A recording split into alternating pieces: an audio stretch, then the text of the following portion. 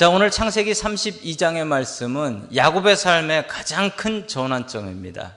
32장을 통하여서 야곱은 완전히 바뀌었습니다. 어떻게 바뀌었는지 보시면서 우리의 삶에도 하나님을 향한 인생의 전환점 가질 수 있기를 주님의 이름으로 간절히 축원합니다. 아멘. 첫 번째, 하나님께서 우리에게 주시는 말씀은 형제 자매와 화목하라 라는 말씀입니다. 형제 자매와 화목하라. 같은 집안에서 자라는 형제 자매들이 참 많이 다릅니다. 어떻게 다르냐면, 여러분, 첫째하고 둘째하고 누가 더 똑똑할까요?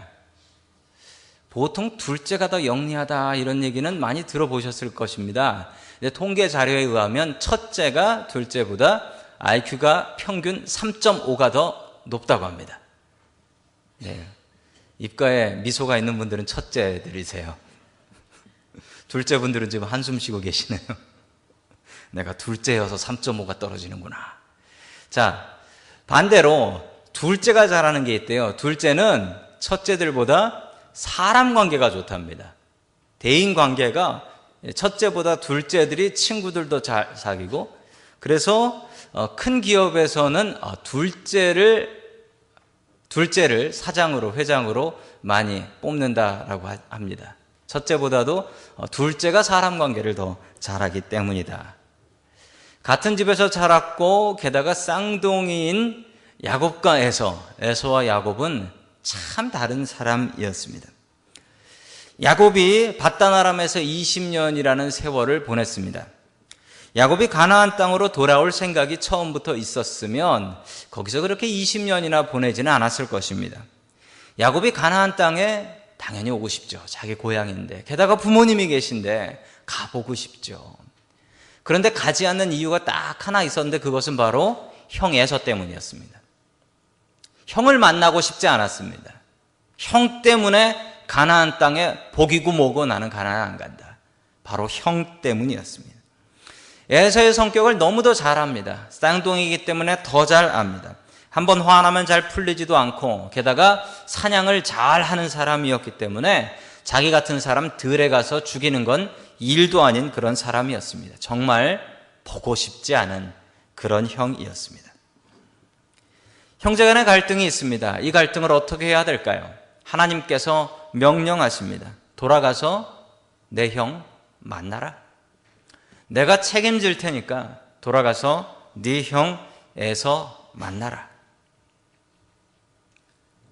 야곱의 마음속에 꾸준히 그런 마음이 있어도 야곱은 그 밧단 아람이라는 안정적인 곳을 떠나고 싶지 않았습니다. 그러자 하나님께서 야곱을 공격하셨습니다. 처남들이 자기에게 나쁜 말을 하고 장인어른이 자기를 보는 눈이 달라지자, 야, 이제 더 이상 여기서는 있을 수가 없겠구나. 떠나자. 보기 싫은 형이지만 그 형이 있는 가나안 땅으로 떠나자. 그리고 사과하자. 형제자매는 하나님께서 우리에게 맺어주신 선물입니다.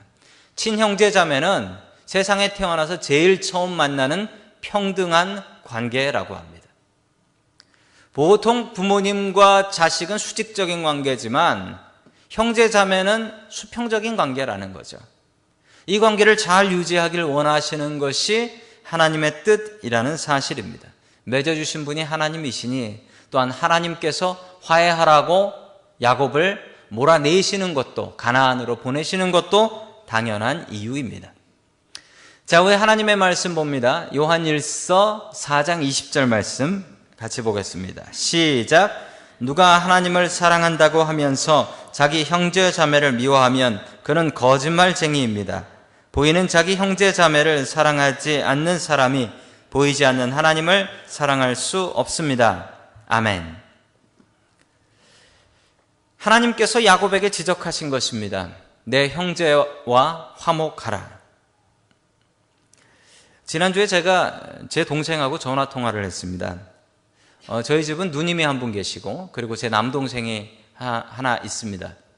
제 누님하고는 종종 전화통화를 하면 저희 누님이 말수가 많으셔서 보통 하다 보면은 1시간도 전화하고, 그러다 보면 전화기가 뜨거워가지고 이제 배터리가 떨어져가지고 끊고, 이럴 때가 많이 있습니다.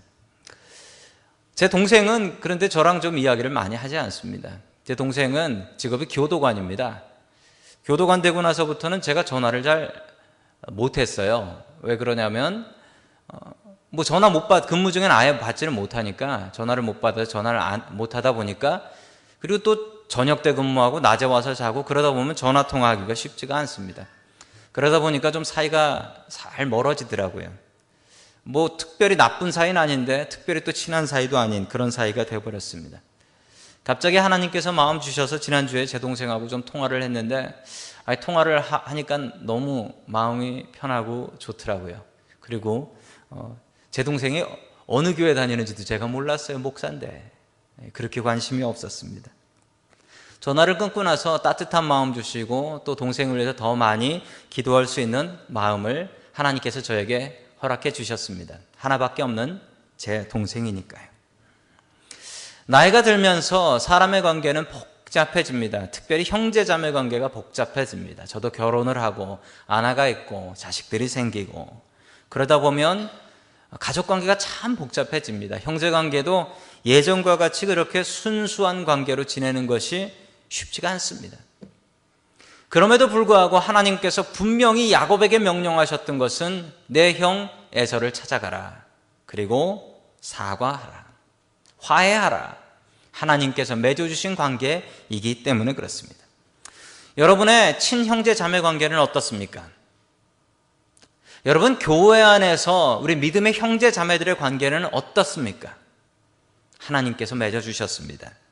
하나님께서 맺어주신 관계, 아름다운 믿음의 관계로 유지해 나아갈 수 있는 저와 여러분 될 수 있기를 주님의 이름으로 간절히 축원합니다. 아멘. 두 번째, 하나님께서 우리에게 주시는 말씀은 하나님께서는 우리를 기도를 시키신다라는 말씀입니다. 하나님은 우리를 기도시키십니다. 성경에 이런 이해는 수도 없이 찾을 수 있습니다. 하나님께서는 우리의 기도를 듣고 싶어 하십니다. 여러분, 이 이야기에 한번 대답을 여러분 나름대로 마음속으로 해주시기 바랍니다. 내가 기도하는 게 중요하지, 내가 변하는 게 중요하지 하나님께 기도하는 게 중요하지 않다.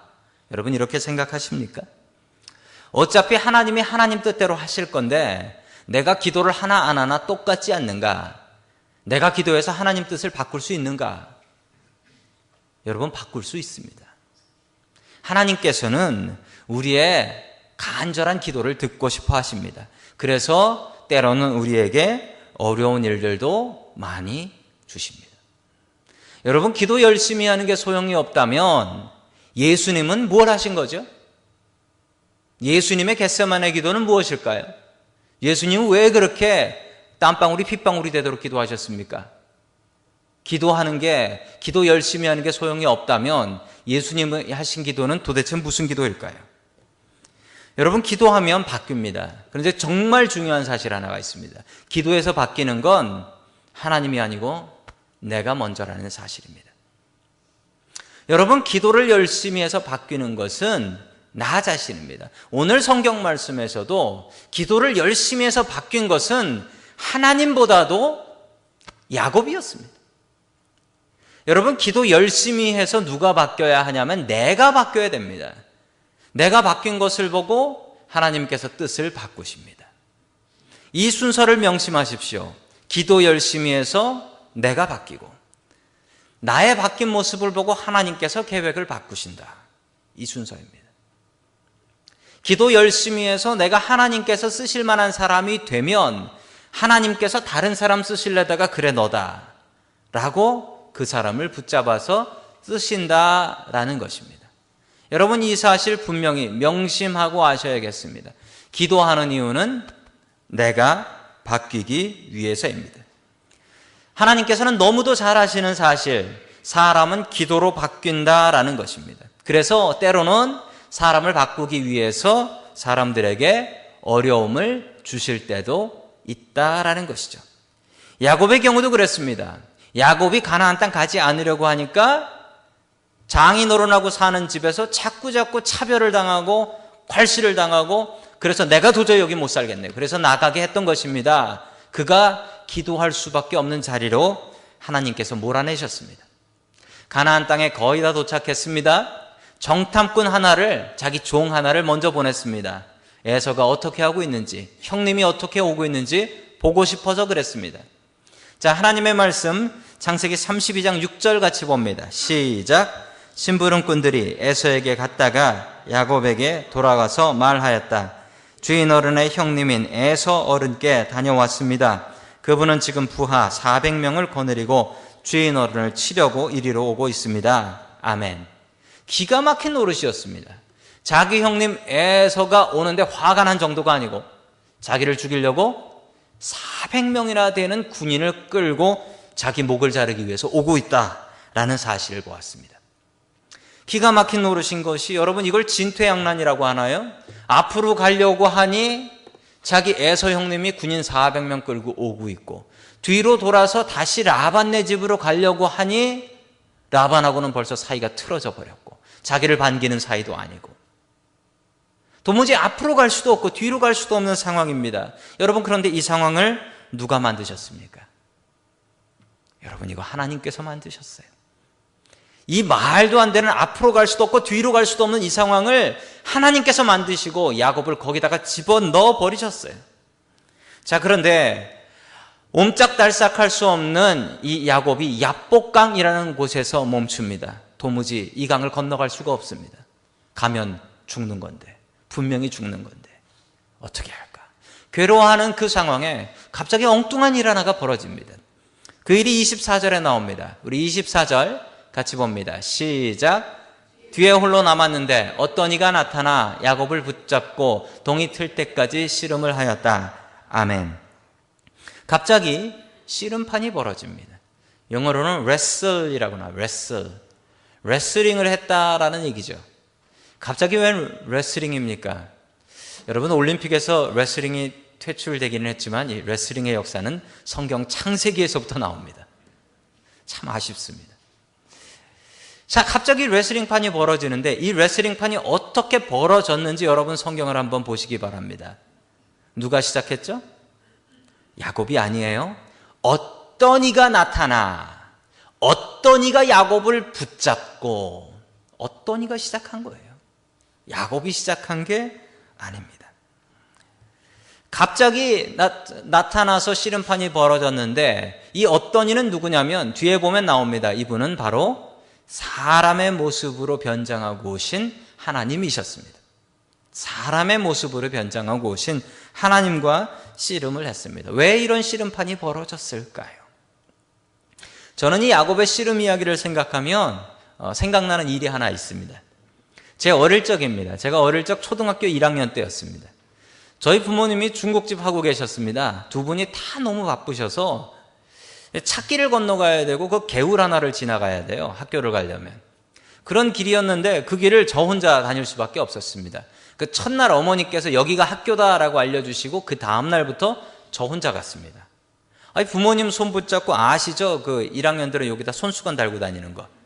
아니, 그러고 가는 애들 보면 그렇게 부럽더라고요. 그렇게. 제가 학교 다니기 싫어가지고, 게다가 또 못된, 저희 반에 못된 애 하나가 있었거든요. 맨날 지나가는 애들 한 대씩 때리는 못된 애가 있어요. 학교 가기 싫어가지고, 아버지 학교 가기 싫어요 라고 얘기를 했습니다. 그랬더니 아버지가 저에게 이렇게 말씀하셨습니다. 동원아, 나하고 한번 팔씨름 해보자 그러시더라고요. 저희 아버지가 힘이 아주 좋으십니다.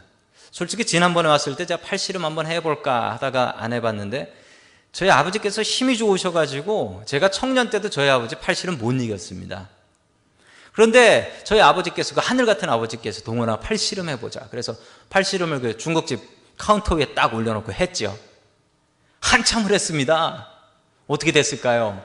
제가 이겼어요. 제가 정말 놀랐어요.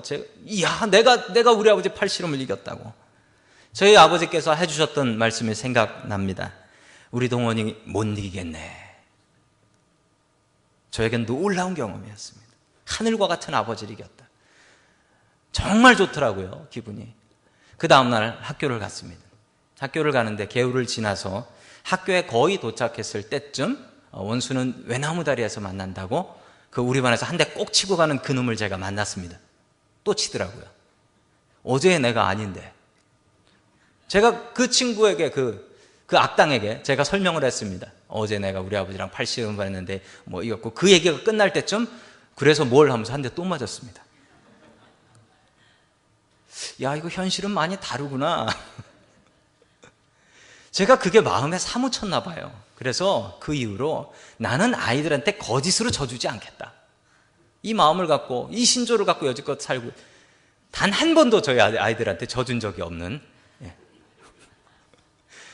11년 동안 단 한 번도 져준 적이 없는, 그래서 애들하고 어디 나가서 뭐 축구하고 오면 애들을 꼭 울리고 오는, 그래서 꼭 제 아내한테 잔소리를 듣는 김 목사입니다. 앞으로도 져줄 생각은 없습니다. 저 같은 일을 당할까 봐. 저희 아버지께서 저에게 져주신 이유는 너 대단한 자신감을 갖고 학교 잘 다녀라, 이거였지만 저희 아버지께서 저를 지켜주시지는 않으셨어요. 그런데 여러분, 오늘 이야기는 완전히 다른 이야기입니다. 완전히 다른 이야기. 하나님께서 사람하고 씨름을 하셨어요. 여러분, 제가 강호동하고 씨름할 수 있을까요, 없을까요? 물론 강호동이 저랑 안 해주겠죠. 못하는 이유 중에 가장 큰 이유는 그분하고 저는 체급이 달라요. 그래서 못해요. 꼭 해보고 싶은데. 강호동하고 저하고 씨름 못하는데 하나님하고 야곱하고 씨름할 수 있을까요? 이때 야곱의 나이 97세 노인. 수준이 맞나요? 안 맞아요. 하나님께서 해주셨어요. 단 한 가지 이유, 자신감 얻게 하기 위해서. 너 하나님 이겼어. 니네 형 아무것도 아니야. 너 하나님 이겼어. 니네 형 아무것도 아니니까 니네 형 겁내지 말고 가서 화해해. 하나님께서는 때로는 우리를 궁지로 모십니다. 막다른 골목으로 집어넣어 버리십니다. 그렇게 하시는 이유가 뭘까요? 기도하라고. 기도하라고. 하나님을 의지하게 하려고 하나님께서는 우리를 궁지로 몰아넣으십니다. 여러분, 야곱이 목숨 걸고 하나님하고 씨름합니다. 목숨 걸고 매달려요. 여러분, 그런데 야곱이 이전에 이런 적이 있었습니까? 야곱이 이전에 단 한 번도 이래 본 적 없습니다. 하나님께 이렇게 간절히 씨름하고 매달려 본 적이 단 한 번도 없었습니다.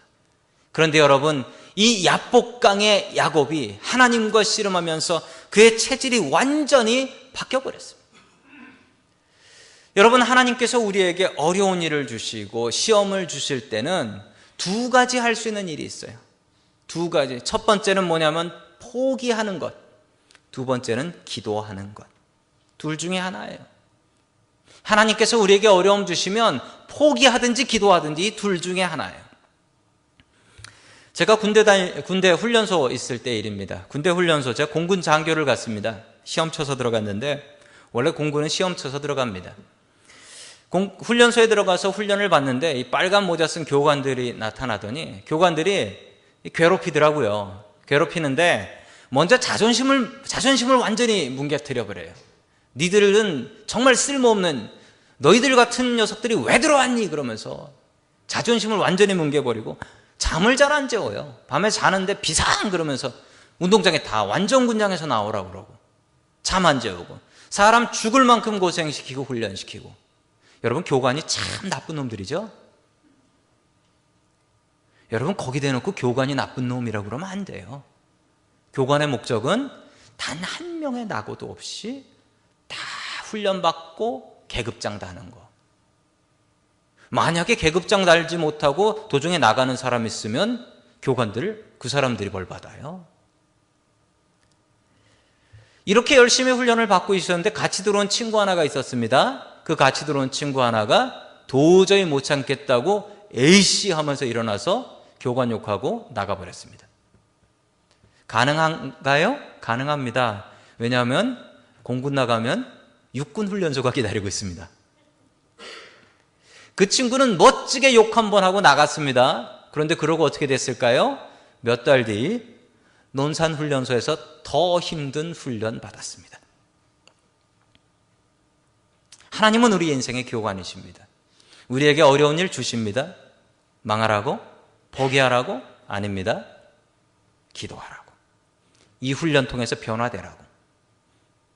여러분, 그런데 포기하시면 안 돼요. 하나님께서 우리에게 궁지로 몰아가시는데 어려움 주시는데 됐어요. 하나님 이겼습니다. 저 안 할랍니다. 이 씨름. 이러면 누구 손해입니까? 100% 나만 손해입니다. 100% 나만 손해. 하나님께서 야곱을 궁지로 모십니다. 그 이유는 기도하라고 모은 것입니다. 씨름하는데 아이고 졌습니다. 당신 이긴 거로 합시다. 이러고 끝나버렸으면 야곱은 변하지 않았습니다. 야곱이 제대로 바뀌고 변화받고 믿음의 조상된 가장 큰 이유는 이때 매달렸던 것입니다. 하나님께 기도했습니다. 여러분, 여러분들의 고통과 어려움은 무엇입니까? 여러분에게 있는 지금 시험이 무엇입니까? 여러분, 그 시험 누가 주셨을까요? 그 시험 하나님 주셨습니다. 뭐 하라고? 기도하라고. 문제는 달라도 답은 하나입니다. 기도밖에 없습니다. 그 문제 주신 분 하나님이십니다. 매달릴 수밖에 없습니다. 궁지로 몰고 가실 때 포기하지 마십시오. 여러분, 지금 여러분의 고통이 무엇입니까? 기도해야 될 때 아닙니까? 금요기도에 나오세요. 새벽기도 나오세요. 여러분 기도하셔야죠. 그 시험 가운데 포기하면 나만 손해입니다. 그 시험 주시고 그 시험 뒤에서 응원까지 하시는 하나님 바라보시면서 기도하면서 문제를 풀어나가는 저와 여러분 될 수 있기를 주님의 이름으로 간절히 축원합니다. 아멘. 마지막 세 번째로 하나님께서 우리에게 주시는 말씀, 이스라엘이 되라라는 말씀입니다. 여러분, 주이시가 되라라는 말 아닙니다. 이스라엘 사람 되라라는 말도 아닙니다. 이스라엘이라는 야곱과 같은 사람이 되라라는 사실입니다. 저에게는 호칭이 있습니다. 여러분, 호칭이 사람이 나이 먹으면서 변합니다. 제가 처음에 신학교를 들어가니 전도사님이라고 불렀습니다. 너무 기분 좋고 너무 부담됐습니다. 안수를 받고 나니 목사님 그랬습니다.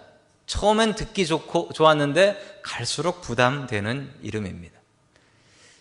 추리닝 입고 운동하러 나갔는데 아는 분이 목사님 그러면 무척 부담됩니다. 이거 뭐 추리닝을 가려야 되는지, 이 목사는 양복 입고 운동을 하러 다녀야 되는 건지 이거. 교회연합회 갔더니 총무가 되었습니다. 그래서 교회연합회 가면 총무님 그럽니다. 작년에 박사학위를 받고 나니 어떤 목사님은 저에게 박사님 그러는데 그건 더 부담됩니다. 누굴 가르쳐야 된다는 얘기잖아요. 저에게 가장 친근한 호칭 하나가 있는데 그게 뭐냐면 진성이 아빠, 진수 아빠입니다. 이건 그냥 부담이 없어요. 그냥 들으면 그냥 좋아요. 진성. 혹시 이따가 저를 그렇게 부르지 말아 주십시오, 교회에서. 여러분, 제 이 마음이 저만 품는 마음이 아닌 것 같습니다. 아무리 훌륭하고 위대한 사람이라도 가장 자기가 평안한 마음을 얻을 때는 누구네 아빠, 누구네 엄마 이 얘기 들을 때가 참 편하고 좋아요. 여러분 안 그러세요? 이게 하나님 닮은 마음인 거 아세요? 천지를 지으신 하나님, 전지전능하신 하나님, 그 하나님께서 자기 자신을 소개할 때 이렇게 소개하십니다. 나는 아브라함의 하나님, 이삭의 하나님, 야곱의 하나님입니다. 아니, 천지를 지으신 하나님이 어떻게 비교도 안 되는 사람 이름 들먹거리면서 그 사람 이름으로 자기를 소개하세요. 그리고 하나님께서 너무너무 자랑스러워하세요. 내가 아브라함의 하나님, 이삭의 하나님, 야곱의 하나님이야. 자기 자신을 그렇게 소개하세요. 여러분, 그런데 그 맨 마지막에 있는 이름이 바로 야곱의 하나님입니다. 32장 2절에는 이런 말 없습니다. 심지어 야곱이 장자의 명분을 훔쳤는데도, 그런데도 불구하고 야곱의 하나님이라는 이름은 없었습니다. 그런데 이 씨름을 하고 나니까 그 다음 장에 야곱의 하나님이라는 이름이 나옵니다. 엘헬로헤 이스라엘. 다른 말로 하면 야곱의 하나님, 이스라엘의 하나님이라는 말입니다. 자, 계속해서 하나님의 말씀 27절과 28절 같이 봅니다. 시작. 그가 야곱에게 물었다. 너의 이름이 무엇이냐? 야곱이 대답하였다. 야곱입니다. 그 사람이 말하였다. 내가 하나님과도 겨루어 이겼고 사람과도 겨루어 이겼으니 이제 내 이름은 야곱이 아니라 이스라엘이다. 아멘. 야곱은 속이는 사람, 남 다리 붙잡고 늘어지는 사람, 이런 뜻입니다. 평생 이 이름을 갖고 97년이나 살았습니다. 그 이름을 하나님께서 바꿔주십니다. 이스라엘. 이스라엘의 뜻이 무엇입니까?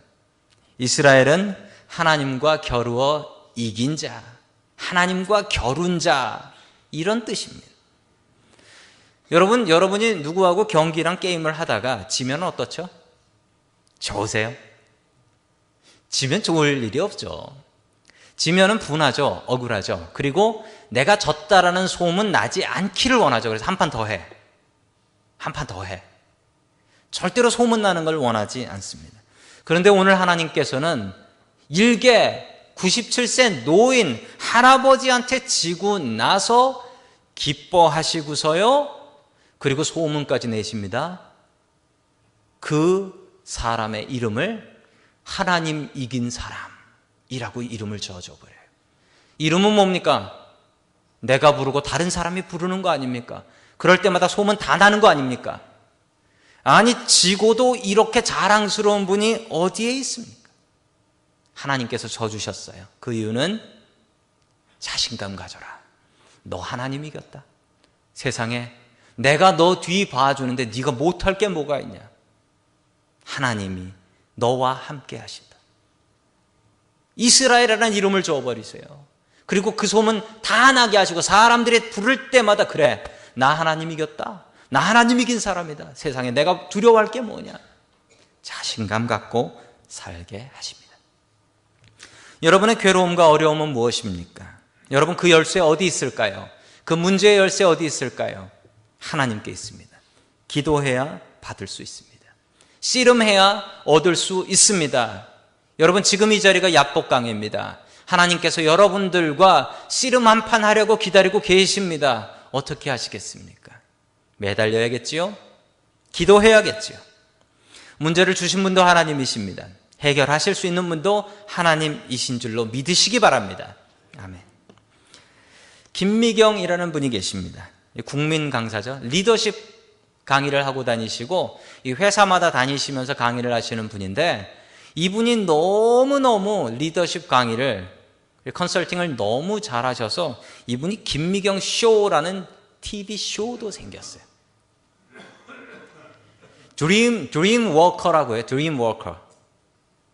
이분이 가면은 여자분들이 꿈을 갖는데요. 왜냐하면 이분이 꿈을 갖고 살았던 분이었거든요. 이분의 삶이 그렇습니다. 이분이 충북 증평이라는 곳에서 태어나셔서 자랐대요. 여러분 증평 가보셨어요? 저희 교회 기도원이 거기 있어서 가봤는데 기도원 가는 버스가 하루에 3번밖에 없었어요. 그렇게 시골이었어요. 이곳에서 태어났는데 하도 시골이라 여자는 학급에서 반장도 못했대요. 그러는 곳이었대요. 그런데 이 소녀가 꿈을 꾸기 시작했습니다. 교회에서 열심히 봉사하다 보니까 자기가 음악의 소질이 있다는 것을 발견했습니다. 내가 음악으로 대학을 가야지. 그것도 서울에 있는 대학을 가야지. 이 꿈을 자기 어머니에게 얘기하니까 어머니가 답답해 하더랍니다. 우리 집 형편이 좋지 않아서 너를 서울로 대학을 보낼 수 없는데 게다가 음악대학 가려면 튜러 받아야 되잖아요. 우리 집 형편으로는 이 시골에선 도저히 너를 그걸 시킬 수가 없는데 어떡할꼬. 그런데 이 어머니가 참 대단한 분이에요. 이 어머니는 답답한 일이 생기면 새벽에 일어나서 새벽 기도를 그렇게 나가셨대요. 새벽 4시 반이 되면 어김없이 일어나서 새벽 기도를 가서 자기 딸을 위해서 기도하더랍니다. 이 딸이 자기도 너무 답답해서 가겠다고 했는데 형편이 안 돼서 너무 답답해서 어머니와 같이 새벽 기도를 따라갔답니다. 근데 새벽 기도를 갔더니 어머니가 기도를 하는데 그 기도를 들었는데 기도를 이렇게 하시더랍니다. 하나님, 촌년이 서울 간다고 합니다. 얘기했는데 떨어지면 창피해서 어떡합니까? 하나님, 꼴찌로 붙여주십시오. 이 김미경 씨가 어머니한테 물어봤대요. 어머니, 왜 꼴찌예요? 기왕이면 수석으로 붙여달라고 해야지. 그랬더니 어머니가 이러셨대요. 내가 하나님을 잘한다. 수석으로 붙여달라 그러면 교만해서 떨어뜨리신다. 꼴찌로 하면 붙는다. 그렇게 기도해가지고 이분이 1등으로 붙었대요. 연세대학교 작곡학과를 다녔답니다. 다니다가 피아노 학원 차리고 그리고 28이라는 나이에 모든 걸 다시 관두고 새벽 기도 다니면서 자신의 꿈을 다시 세워서 카운셀링 하는 일, 리더십 강의하는 일을 시작합니다. 이분이 1년에 10억 번대요. 대한민국 최고의 강사가 되어서 여기저기 다니면서 리더십에 대해서 이야기하고 꿈에 대해서 이야기하지만 끝내 그 뒤에는 나는 기도했기 때문에 이렇게 됐습니다. 이 얘기를 하고 다녀요. 여러분, 기도가 열쇠였습니다. 김미경 씨에게 열쇠는 기도 뒤에 숨어져 있었습니다. 자신의 어려운 환경, 극복할 수 있는 단 하나의 방법을 기도 속에 숨겨놓고 그 기도를 통해서 4시 30분에 새벽 기도 끝나면 자기 혼자 사람 만나기 전까지 공부하고 연구했대요. 그걸 계속 이어갔더니 대한민국에서 한국 최고의 강사가 되었더라라는 고백이었습니다. 여러분, 기도가 열쇠입니다. 하나님과 씨름하는 것이 이분의 삶을 바꿔 놓았고 야곱의 삶을 바꾸어 놓았습니다. 여러분은 다를까요? 하나님께서 여러분의 이름도 추가하셨으면 좋겠습니다. 아브라함의 하나님, 이삭의 하나님, 야곱의 하나님, 김동원의 하나님. 거기에 여러분의 이름도 들어갈 수 있기를 주님의 이름으로 간절히 축원합니다. 아멘.